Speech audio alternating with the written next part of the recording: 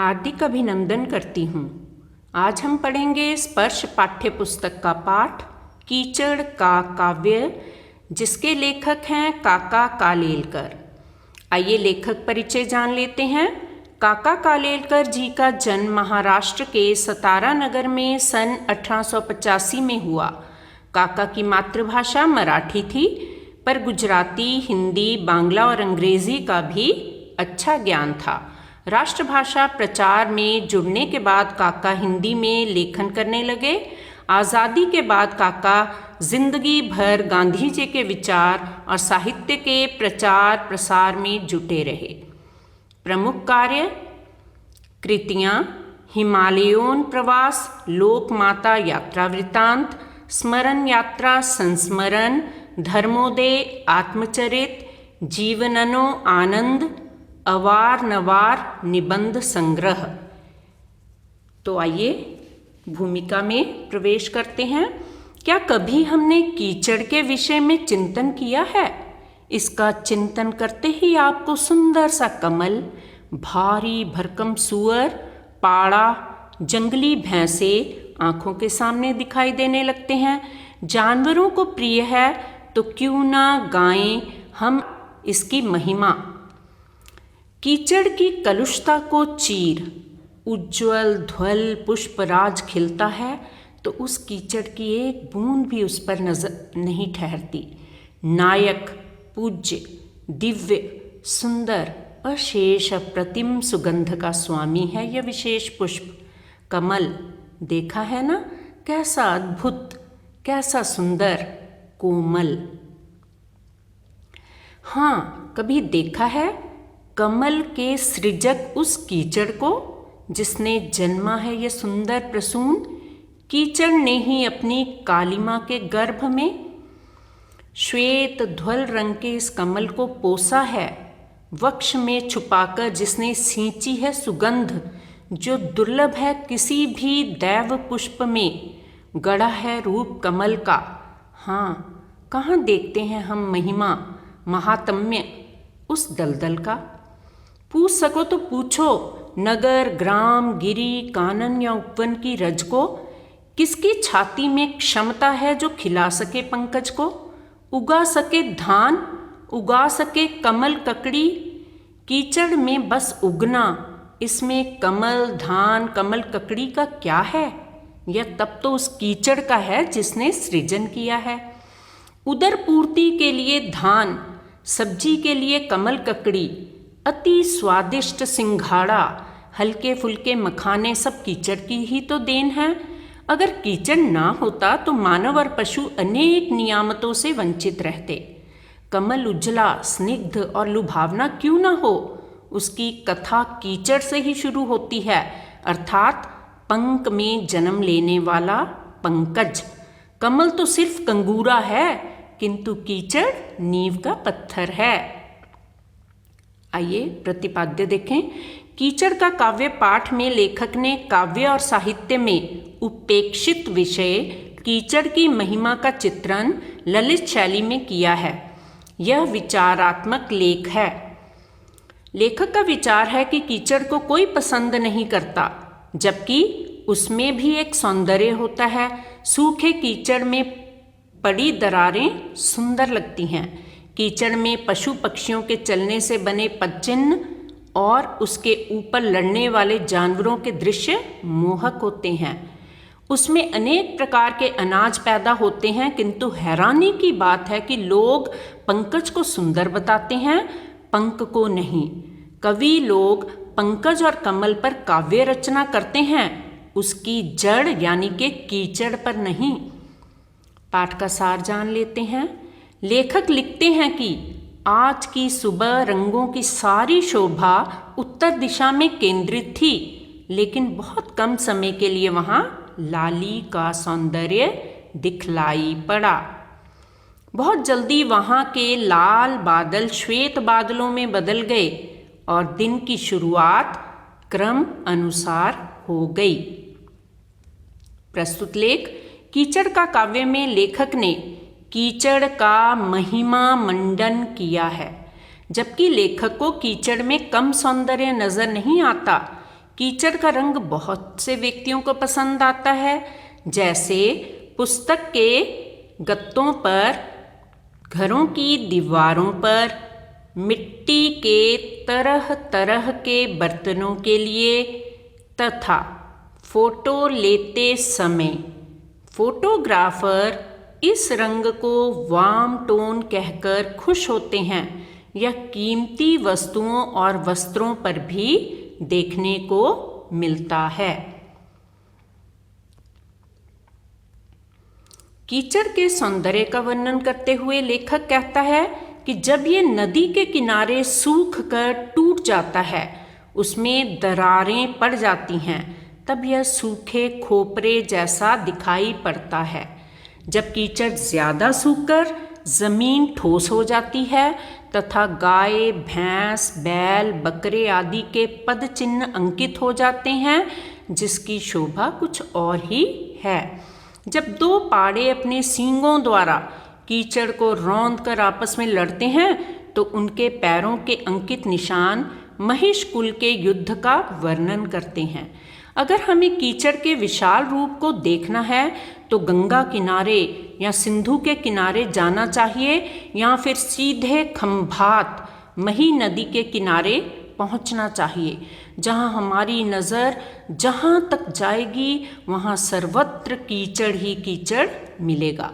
कीचड़ में अन्न उत्पन्न होता है, जिससे हमें जीवन मिलता है। कैसी हैरानी है कि पंख को कोई पसंद नहीं करता, जबकि पंकज को सब पसंद करते हैं। मल से सभी घृणा करते हैं, किंतु कमल में सुंदरता दिखलाई पड़ती है। पंकज को पसंद और पंख को नापसंद करने की बात की जाए तो कवि तर्क देते हैं कि वासुदेव की सब पूजा करते हैं, वसुदेव की कोई नहीं करता। हीरा मोती सबको अच्छे लगते हैं, किंतु उसके स्रोत, कोयला, पत्थर या सीपी को कोई पसंद नहीं करता। आइए कुछ कठिन शब्दों के अर्थ जान लेते हैं। आकर्षक, सुंदर, उत्तर, उत्तर दिशा, पूनी, धुनी हुई रुई की बड़ी बत्ती जो सूत काटने के लिए बनाई जाती है। जलाशय, तालाब, कलाभिज्ञ, कला का जानकार, विज्ञ, जानकार, कारवां, देशांतर जाने वाले यात्रियों का झुंड, मदमस्त, मस्त, पाड़े, भैंस के नर बच्चे, करदम, कीचड़, अलोक्ति, थोड़ा कहना, अल्पोक्ति, थोड़ा कहना, युक्ति शून्य, विचारहीन, शोभा, सुंदरता, कमाल, अद्भुत, चमत्कारिक क्रिया, तटस्थता, निष्पक्षता, ठीकरा, खोपड़े का टुकड़ा, अंकित, चिन्हित, महिषकुल, भैंसों का परिवार, भास, प्रतीत होना, तिरस्कार, उपेक्षा, वृत्ति, तरीका। आइए प्रश्नों के उत्तर जानें। रंग की शोभा ने क्या कर दिया है? रंग की शोभा ने उत्तर दिशा में जमकर कमाल ही कर दिया है। बादल किसकी तरह हो गए थे? बादल श्वेत ऊनी की तरह हो गए थे। लोग किन किन चीज़ों का वर्णन करते हैं? लोग आकाश, पृथ्वी, जलाशयों का वर्णन करते हैं। कीचड़ से क्या होता है? कीचड़ से शरीर गंदा होता है और कपड़े मैले हो जाते हैं। कीचड़ जैसा रंग कौन से लोग पसंद करते हैं? कीचड़ जैसा रंग कलाभिज्ञ लोग पसंद करते हैं। नदी के किनारे कीचड़ कब सुंदर दिखता है? नदी के किनारे जब कीचड़ के सूख कर टुकड़े हो जाते हैं तब वे सुंदर दिखते हैं। कीचड़ कहाँ सुंदर लगता है? नदी के किनारे मीलों तक फैला समतल और चिकना कीचड़ सुंदर लगता है। पंख और पंकज शब्द में क्या अंतर है? पंख का अर्थ है कीचड़ और पंकज का अर्थ है कीचड़ में पैदा होने वाला।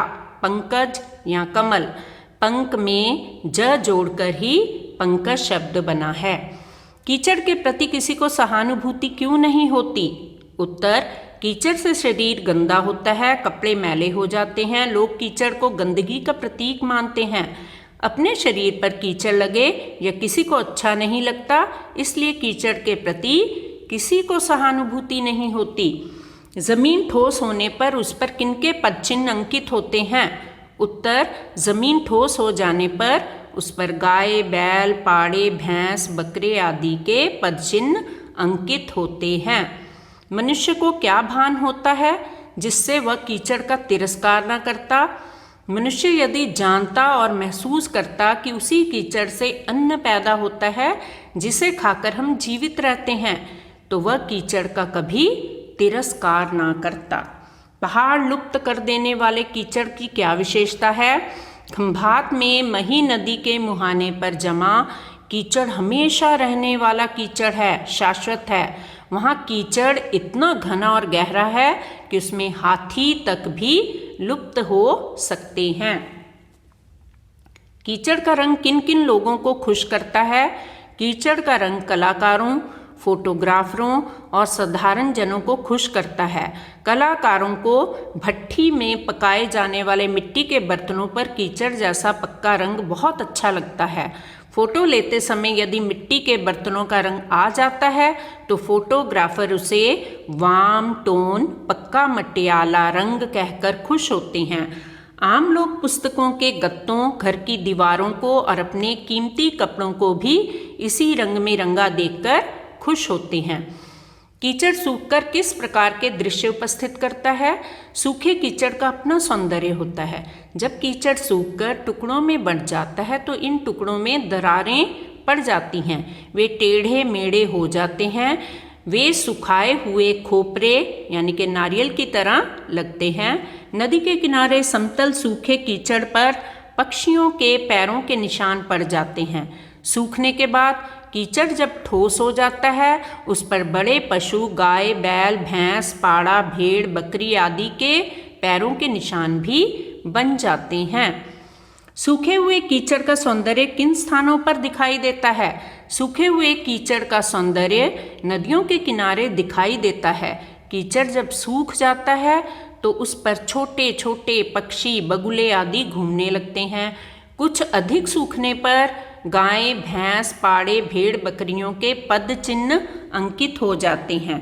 जब दो मदमस्त पाड़े अपने सींगों से कीचड़ को रौंदते हैं तो लगता है महिष कुल के युद्ध का वर्णन हो। कवियों की धारणा को लेखक ने युक्ति शून्य क्यों कहा है? कवि केवल बाहरी सौंदर्य पर ध्यान देते हैं, आंतरिक सौंदर्य की ओर उनका ध्यान नहीं जाता। पंकज शब्द बहुत अच्छा लगता है और पंक कहते ही बुरा सा लगता है। वे कमल को अपनी रचना में रखते हैं परंतु पंक को अपनी रचना में नहीं लाते हैं। वे इसका तिरस्कार करते हैं। वे प्रत्यक्ष सौंदर्य की प्रशंसा करते हैं, प्रत्यक्ष मतलब आँखों के सामने, परंतु उसको उत्पन्न करने वाले कारकों का सम्मान नहीं करते। कवियों की इस धारणा को लेखक ने युक्ति शून्य कहा है। निम्नलिखित का आशय स्पष्ट कीजिए। नदी किनारे अंकित पद चिन्ह और सींगों के चिन्हों से मानो महिष कुल के भारतीय युद्ध का पूरा इतिहास ही इस कर्दम लेख में लिखा हो ऐसा भास होता है। आशय, लेखक कहता है कि नदी के किनारे दूर तक समतल फैला कीचड़ जब सूख जाता है, जमीन ठोस हो जाती है, उस पर बड़े पशु, बैल, भैंस, गाय, पाड़े आदि अपने खुरों के निशान बना देते हैं और कभी कभी दो पाड़े आपस में भिड़ जाते हैं और सींगों से कीचड़ को उखाड़ते रौंदते हैं तो कीचड़ पर भैंस समूह के युद्ध का इतिहास लिख दिया जाता है। आशय स्पष्ट करो। आप वासुदेव की पूजा करते हैं इसलिए वसुदेव को तो नहीं पूजते, हीरे के भारी मूल्य देते हैं किंतु कोयले या पत्थर का नहीं देते और मोती को कंठ में बांधकर फिरते हैं किंतु उसकी मातुश्री को गले में नहीं बांधते। कम से कम इस विषय पर कवियों के साथ तो चर्चा ना करना ही उत्तम। उत्तर, कवि जब कवियों से यदि इस आधार पर काव्य रचना का आग्रह करे कि जब वे पंकज और कमल पर काव्य रचना कर सकते हैं तो उसके जन्मदाता कीचड़ पर क्यों नहीं, तो लेखक का सोचना है कि उस समय कवि लोग यह तर्क देंगे कि हम वासुदेव यानी कि श्री कृष्ण की पूजा करते हैं, उनके पिता वसुदेव की नहीं, हीरों का भारी मूल्य चुकाते हैं, उन्हें पैदा करने वाले कोयले और पत्थरों का नहीं, मोती की माला बनाकर गले में पहनते हैं, लेकिन सीपी की नहीं। अतः इस विषय में कवियों से चर्चा करना व्यर्थ ही होगा। बात बात में बन जाए बात बहुविकल्पीय प्रश्नों के साथ। काका कालेलकर का जन्म कब और कहाँ हुआ? उत्तर, सन 1885 में महाराष्ट्र के सतारा नगर में। पहाड़ लुप्त कर देने वाला कीचड़ किस नदी के तट पर होता है? उत्तर, मही या माही नदी। रंग की सारी शोभा किस दिशा में जमी थी? उत्तर, उत्तर दिशा में। बादल किस रंग के हो गए थे? बादल श्वेत पूनी की तरह हो गए थे। कीचड़ का काव्य पाठ के लेखक कौन है? उत्तर, काका कालेलकर। धान की फसल कहाँ पैदा होती है? कीचड़ में। नदी के किनारे कीचड़ कब सुंदर लगता है? सूख जाने पर। कला जानने वाले यानी कि कलाभिज्ञ तथा बुद्धिमानों को किसका रंग सुंदर लगता है? उत्तर, कीचड़ का। हमारा अन्न कहाँ पैदा होता है? कीचड़ में। कीचड़ के प्रति किसी को सहानुभूति क्यों नहीं होती? कीचड़ किसी को अच्छा नहीं लगता। कीचड़ से शरीर गंदा होता है। कीचड़ से कपड़े भी गंदे होते हैं। उत्तर है, सभी कथन सही हैं। कमल के पर्यायवाची हैं सरसिज, नीरज, पंकज, उपरोक्त सभी, तो यही उसका उत्तर है। आकाश के पर्यायवाची हैं व्योम, शून्य, नभ, उपरोक्त सभी, तो उत्तर है उपरोक्त सभी। जब कीचड़ ज्यादा सूख जाता है तो जमीन कैसी हो जाती है? ठोस। सिंधु के पर्यायवाची हैं सागर, समुद्र, उद्धी, उपरोक्त सभी, तो उत्तर है उपरोक्त सभी। पृथ्वी के पर्यायवाची नहीं है धरा, धरती, वसुधा, नभ, उत्तर नभ। कीचड़ किससे बनता है? उत्तर, मिट्टी और पानी से। किस नदी के मुहाने के कीचड़ में हाथी तक लुप्त हो सकते हैं? मही नदी। जलाशय का कौन सा पर्यायवाची नहीं है? तो इसका उत्तर है नदी, क्योंकि सरोवर, पुष्कर, तड़ाग, तालाब सभी जलाशय के पर्यायवाची हैं। कीचड़ के टुकड़ों में दरार क्यों पड़ती है? उत्तर, अधिक गर्मी के कारण। कीचड़ कहाँ सुंदर लगता है? नदी के किनारे। पंकज शब्द सुनते ही किसका मन गाने लगता है? कवियों का। कीचड़ का रंग किसे सुंदर लगता है? कलाभिज्ञ लोगों को। कवियों को कौन सा शब्द घृणास्पद लगता है? उत्तर, पंख। पहाड़ लुप्त करने वाला कीचड़ कहाँ पाया जाता है? खंभात की खाड़ी में। कीचड़ पर गाय, बैल, भैंस, बकरी आदि के चलने से चिन्ह कब अंकित हो जाते हैं? सूखने पर। लेखक ने किनकी धारणा को वृत्ति शून्य कहा है? उत्तर, कवियों की। मनुष्य किसका तिरस्कार करता है? कीचड़ का। नदी तट पर किसका सौंदर्य दिखाई देता है? कीचड़ का। कीचड़ के रंग का प्रयोग कहाँ होता है? पुस्तकों के गत्तों पर, घरों की दीवारों पर, कीमती कपड़ों पर, यानी कि उत्तर है सभी सही हैं। खंभात के कीचड़ में क्या लुप्त हो सकता है? उत्तर, पहाड़। कीचड़ का जागृत भान किसे नहीं होता? मनुष्य को। कीचड़ सूखकर किसकी तरह दिखाई पड़ता है? खोपरे की तरह। आपके विचार में लेखक का सौंदर्य बोध किस वर्ग के कवियों से मिलता जुलता है? उत्तर, लेखक का सौंदर्य बोध नई कविता के कवियों से मिलता जुलता है, जो कमल के स्थान पर कैक्टस, कोयल के स्थान पर कौवे में सौंदर्य देखते हैं। वह प्रगतिशील कवियों के निकट हैं, जहाँ उपेक्षित, शोषित, दलित को ऊंची अट्टालिकाओं की नींव के रूप में देखा जाता है। अब तक कीचड़ क्यों उपेक्षित रहा? कीचड़ उपेक्षित रहा क्योंकि इसका नाम सुनते ही बदबूदार गीली मिट्टी की याद हो आती है, जो शरीर तथा कपड़ों को गंदा करती है तथा उन पर दाग छोड़ जाती है। इस बात पर किसी का ध्यान ही नहीं जाता कि कीचड़ में धान, गन्ना, कमल ककड़ी, सिंघाड़ा जैसी फसलें पैदा होती हैं और कमल जैसा सुंदर फूल भी उगता है। पाठ से क्या जाना क्या पाया। हम धरती, आकाश, तारे, फूल आदि पर कविता लिखते हैं, किंतु कीचड़ को कविता का विषय नहीं बनाते। कीचड़ अनेक प्रकार के अन्न को जन्म देता है, सुंदर कमल को भी पैदा करता है। लेखक कहते हैं कि हम वासुदेव की पूजा करते हैं, उनके पिता वसुदेव की नहीं। हीरे मोती को महत्व देते हैं, कोयले, पत्थर और सीपी को नहीं, जो इनको पैदा करते हैं, इनके कारक हैं। कीचड़ का रंग सुंदर होता है। नदी के किनारे पसरे कीचड़ में भी सौंदर्य होता है, लेकिन कवियों के गले यह बात नहीं उतरती, वह कीचड़ पर काव्य रचना नहीं करते। आइए कुछ शब्दों के वाक्य बनाएं। आकर्षक, ताजमहल आकर्षक है। यथार्थ, हमें आज के समय में यथार्थ दृष्टिकोण अपनाना चाहिए। तटस्थता, हमें हर काम तटस्थता से करना चाहिए। कलाभिज्ञ, समारोह में बहुत से कलाभिज्ञ आए थे। पदचिन्ह, हमें महापुरुषों के पद चिन्हों पर चलना चाहिए। अंकित, उसकी याद मेरे मस्तिष्क पर अंकित है। तृप्ति, भोजन खाकर मुझे तृप्ति हो गई। लुप्त, आज बहुत से प्राणी लुप्त हो चुके हैं। जागृत, हमें पर्यावरण के विषय में देशवासियों को जागृत करना चाहिए। घृणास्पद, शेर द्वारा हिरण का शिकार अत्यंत घृणास्पद था।